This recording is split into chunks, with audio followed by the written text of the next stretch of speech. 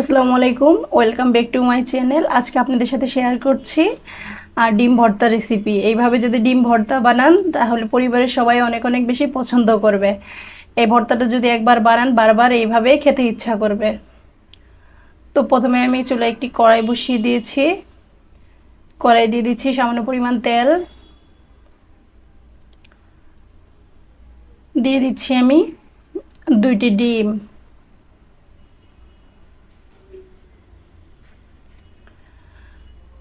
তো আমি 2 জনের জন্য বানাবো, এর জন্য আমি 2টি ডিম দিয়েছি। আপনারা চাইলে বাড়িয়ে কমিয়েও দিতে পারেন। এই পর্যায়ে ডিমটাকে ভেঙে ভাজবো, হালকা নেড়ে চেড়ে ভাজবো।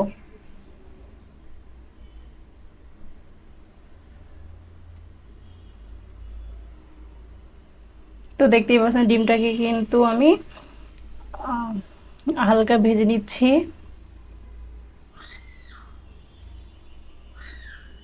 এ পর্যায়ে দিয়ে দিচ্ছি সামান্য পরিমাণ লবণ,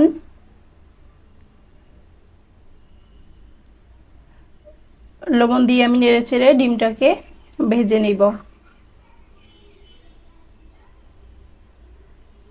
এ পর্যায়ে আমার ডিমটা কিন্তু একদম ভাজা হয়ে গেছে। এই পর্যায়ে ডিমটাকে উঠিয়ে নিব।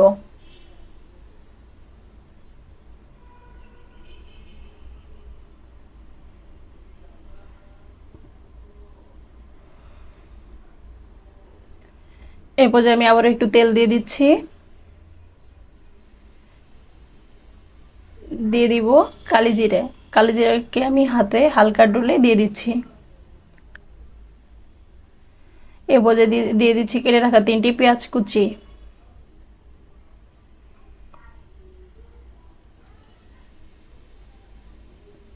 এ পর্যায়ে দিয়ে দিচ্ছি কেটে রাখা একটি কাঁচামরিচ কুচি।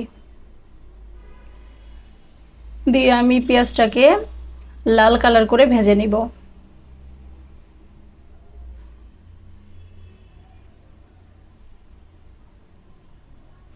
এই পর্যায়ে যখন পেঁয়াজটি হালকা লাল হয়ে এসছে, এই পর্যায়ে আমি একটি কেটে রাখা টমেটো দিয়ে দিব।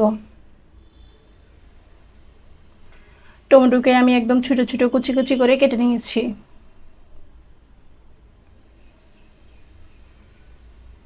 পেঁয়াজের সাথে টমেটোকে আমি একদম টমেটোটাকে গলিয়ে নিব।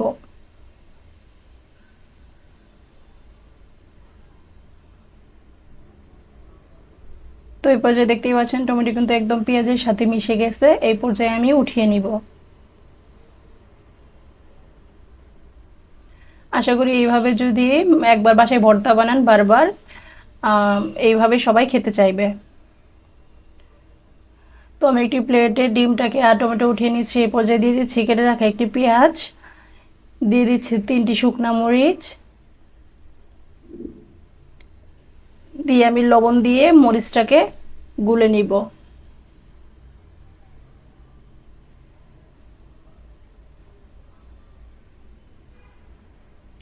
যদি আমার ভিডিওটি ভালো লাগে অবশ্যই চ্যানেলটিকে সাবস্ক্রাইব করবেন। তো দেখতেই পাচ্ছেন আমি খুব ভালোভাবে মিক্স করে নিচ্ছি। এই পর্যায়ে আমি ডিমগুলোর সাথেও সব উপকরণগুলোকে মিক্স করে নিচ্ছি। এই এই ভর্তাটি বাসায় না বানালে বুঝতেই পারবেন না এটি কত মজা।